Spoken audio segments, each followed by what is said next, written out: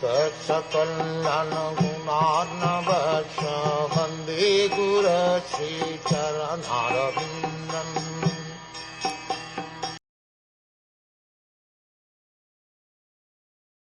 Thereafter, when the Supreme Person desired to perform varieties of work, the two hands and their controlling strength, and Indra, the demigod in heaven, became manifested, as also the acts dependent on both the hands and the demigod. In every item we can note with profit that the sense organs of the living entity are never independent at any stage. The Lord is known as the Lord of the senses. Thus, the sense organs of the living entities are manifested by the will of the Lord, and each organ is controlled by a certain type of demigod. No one, therefore, can claim any proprietorship of the senses.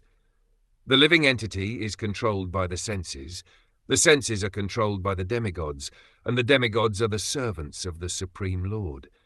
That is the arrangement in the system of creation.